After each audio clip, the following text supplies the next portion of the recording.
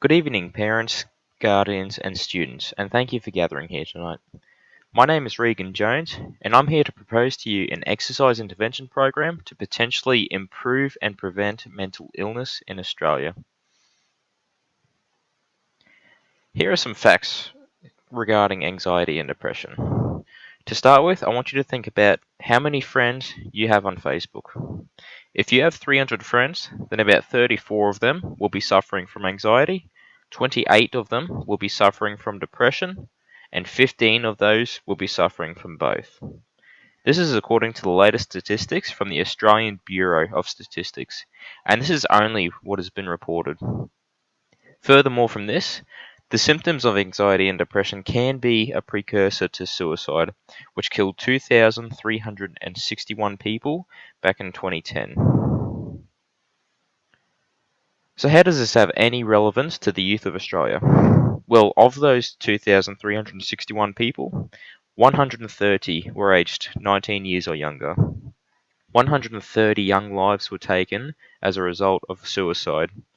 As I've noted here, females aged between 15 and 24 have a higher than average rate of anxiety and depression symptoms.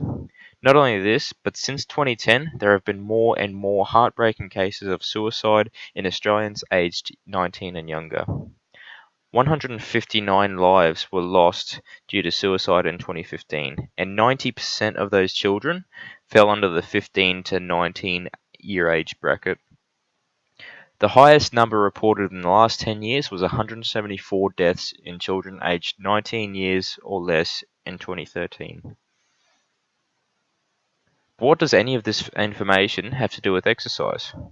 Well, exercise may not address the cause of the onset of anxiety and depression, but research has shown that exercise can make living with the symptoms easier. Here are some known psychological benefits of regular exercise. So exercise can lead to the excretion of endorphins. So what are endorphins? Endorphins are a hormone which essentially create an opposite effect of depression. It can lead to a happier mood and a happier life. There are several benefits from team-based sports games as well, as has been found by research. There has been found to be more social interaction due to the team-based environment, an increase in exercise-related enjoyment, and an increase in intrinsic motivation or self-motivation. Each of these benefits could help fight the battle against anxiety and depression and help make these statistics a little better. But there's a problem. In Australia, the number of children participating in sports decreases as they get older. In 2012, there were 80% of children aged between 9 to 11 who participated in some form of sport, which decreased to 72% Australia-wide for children aged 15 to 17. One thing to note here as well is that in Queensland, this statistic is significantly lower in boys aged 15 to 17, with only 59% participating in some form of sport. Another thing to note with these statistics is that these numbers don't reflect the children who get enough exercise. They simply reflect those who get any exercise, whether it be 5, 10 minutes, walking, running, jogging. So here's the intervention that I would like to propose. It'll be a team sport games-based intervention with touch football, netball, futsal, basketball, and ultimate frisbee all on offer. The teams available will be both unisex and mixed gender, and the children will have the choice of which one they would rather choose. Here are some technicalities of the program. Each of the sports rules will follow the Australian Institute or the appropriate Australian Institute's rules and regulations. The only thing we will control, if need be, is the amount of gameplay. The gameplay will be capped at 40 minutes, plus a 5-minute half time.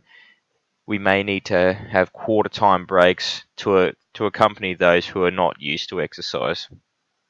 The program will run for 10 weeks or over an entire school term, with 2 sessions each week to be determined in negotiation with the school. Before anything happens, there will be an exercise pre-screening, and participation rates will be recorded as part of the program investigation. The exercise participation rates will also be reassessed in 12 months' time to assess whether or not the program has been effective in maintaining sports participation.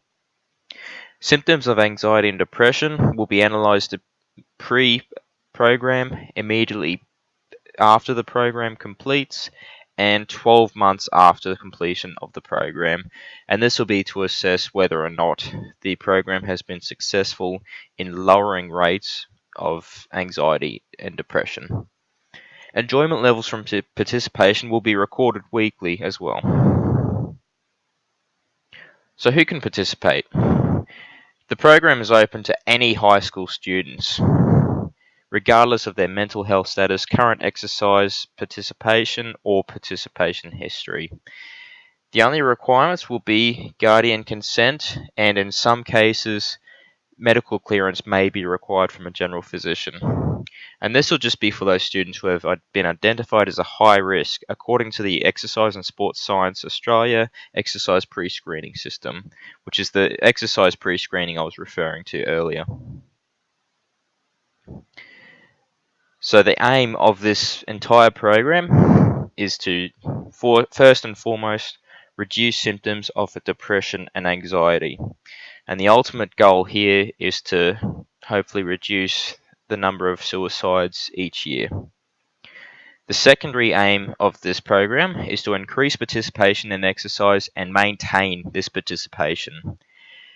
The idea of this is in hope that the students will maintain their exercise participation throughout adulthood as well, which may reduce some of the symptoms of some of the prevalence of depression and anxiety in adulthood. So to summarize everything I've said tonight, anxiety, depression and suicide remain a problem in Australia for all ages, including youth. And exercise can be a big assist in reducing the symptoms and the severity of depression and anxiety. A team sports setting, as proposed in the intervention, could be highly beneficial through sheer enjoyment of the sport. This is hoping to increase participation and maintain adherence to participation. Thank you.